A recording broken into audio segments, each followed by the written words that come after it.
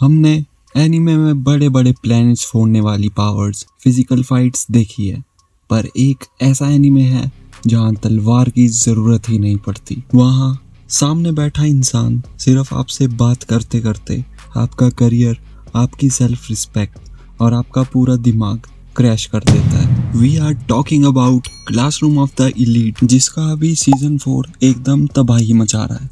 इस एनीमे का simple rule है, अगर आप चालाक नहीं हो तो आप सिर्फ एक टूल हो। और इस पूरे बोर्ड का जो रियल किंग है अयानो कोजी कियोटाका, उसने ऐसे ऐसे दिमाग के खेल खेले हैं जिन्हें देखकर लगता है कि बाकी सब तो बस नए नए खिलाड़ी है। आज हम किसी सस्ते झगड़े या जेनरिक फाइट्स की बात नहीं करेंगे। आज हम ब्रेक डाउन करेंगे classroom of the elites history के उन टॉप 5 कोल्डेस्ट माइंड गेम्स की, जहां दुश्मन को लग रहा है कि वो जीत रहा है, पर एंड में पता चला कि वो होश खो बैठा है। इन्हें देखने के बाद तुम बोलोगे, अरे भाई ये इंसान है या दिमाग के नाम पर पूरा का पूरा सुपर कंप्यूटर चुरा लाया है।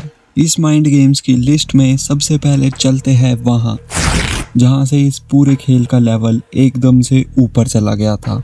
सीजन 2 के शुरुआत का वो दिमाग हिला देने वाला VIP स्पेशल टेस्ट, जहाँ पूरे स्कूल को अलग अलग ग्रुप्स में बांटकर हर ग्रुप में एक खुफिया VIP छुपा दिया गया था। बाकी क्लासेस के लोग दिमाग लगा रहे थे, एक दूसरे के चेहरे देख रहे थे, पर उन्हें लग रहा था कि इस टेस्ट के रूल को बाईपास करना नामुमकिन है। लेकिन हमारे महाशय अयानो कोजी कियोटाका पीछे बैठकर कुछ ऐसा सोच रहे थे जो नॉर्मल इंसान की सोच से भी बाहर था। इसने बिना किसी को भनक लगे युकिमुरा के फोन के सिम कार्ड को स्वैप कर दिया और पूरे टेस्ट के टेक्निकल मैकेनिक्स को ही हैक करके रख दिया। इस मूव की सबसे बड़ी खासियत पता है क्या थी? इसमें कोई धूम धड़ाका नहीं था, कोई बड़ा चिल्लाना नहीं था। सामने वाले को लग रहा था कि वो बड़ा गेम खेल रहा है, पर एंड में जब रिजल्ट आया तो पता चला उसका तो चोमू बन चुका है। कियोटाका ने पूरे सिस्टम को ऐसे निचोड़ा कि कानून की नज़र में ना तो कोई चोरी हुई ना ही कोई फ्रॉड, पर बिना किसी सबूत के बाजी क्लास टी के हाथ में आ गई।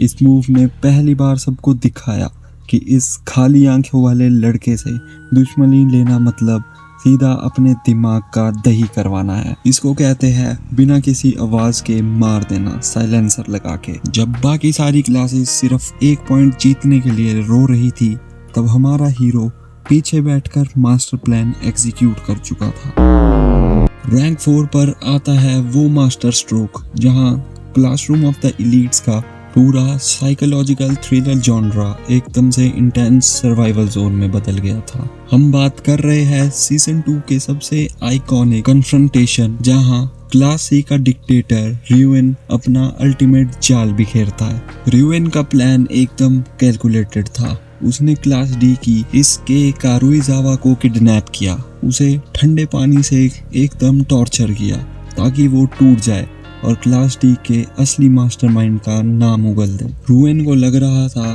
कि उसने बाजी जीत ली है, क्योंकि अगर मास्टरमाइंड इसको बचाने आएगा तो एक्सपोज हो जाएगा, और अगर नहीं आएगा तो उसकी सबसे बड़ी सपोर्टर के हमेशा के लिए बर्बाद हो जाएगी। लेकिन यहाँ पर अयानो कोजी ने जो दिमाग लगाया वो किसी नॉर्मल इंसान के बस का ही नहीं था। वो इस पूरे टॉर्चर को रोक सकता था, पर उसने जानबूझकर वेट किया। क्यों? ताकि वो चेक कर सके कि क्या कुराइजावा एक्सट्रीम प्रेशर में भी उसका राज छुपा सकती है या नहीं। उसने पहले अपने टूल का स्ट्रेस टेस्ट लिया, और जैसे ही वो अकेले बिना किसी बैकअप के उधर पहुंचा, रियुएन के दिमाग का दही वहीं शुरू हो गया। रियुएन ने अपने साथ 3 बड़े गुंडे एल्बर्ट, इशिजाकी और इबुकी खड़े कर रखे थे ताकि वो फिजिकल फोर्स से उसको डरा सके, पर अयानो कोजी का कैलकुलेशन एकदम अलग लेवल पर था। उसने उधर आने से पहले ही सेटिंग बैठा ली थी स्कूल अथॉरिटीज से। उसके बाद उसने रियुएन की सबसे बड़ी ताकत डर पर अटैक किया। रियुएन का पूरा एम्पायर इस बात पर चलता था कि लोग उससे डरते हैं, पर जब उसने अयानो कोजी की आंखों में देखा तो उसे कोई डर, कोई गुस्सा या कोई दुश्मन नहीं दिखा। वहां सिर्फ एक खाली चेहरा था, अयानो कोजी ने एक एक करके सारे रुइन के बाउंसर्स को पेला और फिर रुइन को अकेले कॉर्नर करके उसे तब तक मारा जब तक रुइन को वो औकात वाला घमंड पूरी तरह टूट नहीं गया। अयानो कोजी ने उसे समझाया, डर उन्हें लगता है जिनके पास कुछ खोने के लिए हो, जिसे दर्द महसूस होता हो। और हमारा हीरो व्हाइट रूम से निकला एक ऐसा साइकोपैथ है जिसके लिए ये सब सिर्फ एक नॉर्मल कैलकुलेशन थी। इसको कहते हैं दुश्मन के घर में घुसकर उसका पूरा ईगो का माँ बहन करना। रुइन सोच रहा था कि वो बड़ा डॉन है, पर एंड में पता चला वो तो हमारे हीरो के आगे एक पानी कम चाय है जो बिना दिमाग लगाए कूद रहा था। रैंक 3 पर आते हैं COTE हिस्ट्री का सबसे इंटेंस इंटेलेक्चुअल क्लैश। सीजन 3 का वो आखिरी फाइनल एग्जाम जहां क्लास A और C आमने सामने थे और आखिरी इवेंट था चेस। पर ये कोई नॉर्मल लूडो चेस नहीं था। यहाँ होरिकिटा और हाशिमोटो फिजिकली बोर्ड पर थे, पर उनके कानों में हेडसेट थे और उन्हें पीछे से कंट्रोल कर रहे थे इस एनिमे के दो सबसे खतरनाक दिमाग, आरिसु सकायानागी और अयानो कोजी कियोटाका। आरिसु एक सर्टिफाइड बॉर्न जीनियस है। उसका हर एक मूव कैलकुलेशन और ट्रैप से भरा था, पर अयानो कोजी का दिमाग आर्टिफिशियल लिमिट्स को क्रॉस कर चुका है। गेम जब अपने आखिरी और सबसे क्रिटिकल पॉइंट पर पहुंचा तो अयानो कोजी ने आरिसु के पूरे डिफेंस को समझकर एक ऐसी विनिंग मूव निकाले जो आरिसु भी देख नहीं पाई। अयानो कोजी ने अपना आखिरी मूव सिस्टम में एंटर किया, लेकिन तभी गेम पलट गया। स्कूल का एक्टिंग डायरेक्टर सुकीशिरो जो कंट्रोल रूम में बैठा था, उसने चुपचाप सिस्टम हैक किया और अयानो कोजी का कमांड बदलकर एक गलत मूव बोर्ड पर डिस्प्ले कर दिया, जिसकी वजह से अयानो कोजी हार गया। अब इस सीन की कोल्डनेस देखो। अगर कोई नॉर्मल स्टूडेंट होता तो वो वहीं रोना शुरू कर देता, चिल्लाता, मेरे साथ चीटिंग हुई है, प्रिंसिपल बुढ़ाऊ फ्रॉड है। पर अयानो कोजी, उसके चेहरे पर एक इमोशन नहीं था। उसने एक सेकंड में कैलकुलेट कर लिया कि हाईएस्ट अथॉरिटी ने सिस्टम रिग किया है और उसने चुपचाप उस हार को एक्सेप्ट कर लिया। बाद में जब आरिसु ने सिस्टम लॉग्स चेक किए तो उसके होश उड़ गए। उसे समझ आ गया था अयानो कोजी ने उसे लॉजिकली हरा दिया था और स्कूल एडमिनिस्ट्रेशन को लिटरली चीटिंग करनी पड़ी कि इस लड़के को रोकने के लिए। इसको बोलते हैं प्योर डोमिनेंस। अयानो कोजी ने बिना एक शब्द बोले एक्टिंग डायरेक्टर और जीनियस आरिसु दोनों की औकात उनके हाथ में रख दी थी।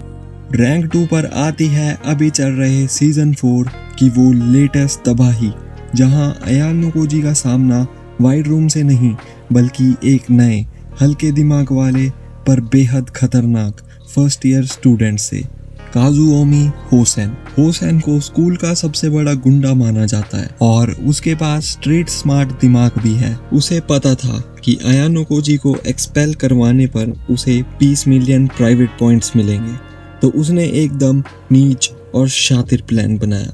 वो एक अकेले कमरे में नेगोशिएशन के बहाने अयानो कोजी को बुलाता है और अचानक से एक चाकू निकाल लेता है। होसेन का प्लान अयानो कोजी को मारने का था ही नहीं। उसका प्लान था कि वो चाकू अपने ही पैर या पेट में मार लेगा और चिल्लाएगा कि अयानो कोजी ने मुझ पर अटैक किया है, क्योंकि अयानो कोजी की रेपुटेशन कुछ लोगों की नज़र में ऑलरेडी शेडी थी। तो स्कूल मैनेजमेंट होसेन की बात मान लेता और हमारा हीरो एक्सपेल हो जाता। लेकिन अयानो कोजी का दिमाग सेकंड्स में आगे की 10 मूव्स कैलकुलेट कर चुका था। अगर वो वहां से भागता या चाकू डॉज करता तो भी होसेन खुद को इंजर करके उसे फ्रेम कर देता। तो अयानो कोजी ने वो किया जो नॉर्मल इंसान सपने में भी नहीं सोच सकता है। जैसे ही होसेन खुद को अपने ही चाकू से मारने लगता है, अयानो कोजी ने अपना लेफ्ट हाथ उसके चाकू के आगे कर दिया। ब्लेड सीधा उसके हाथ के आर पार निकल गया। होसेन का दिमाग वहीं शॉर्ट सर्किट हो गया। एक तो अयानो कोजी ने चाकू खुद खा लिया था और ऊपर से उसने आंख तक नहीं झपकाई। अब बाजी पूरी तरह पलट चुकी थी। होसेन के फिंगरप्रिंट्स चाकू पर थे और चाकू अयानो कोजी के हाथ के अंदर था। अब विक्टिम ऑफिशियली अयानो कोजी बन चुका था और होसेन कम्प्लीटली ट्रैप हो गया था।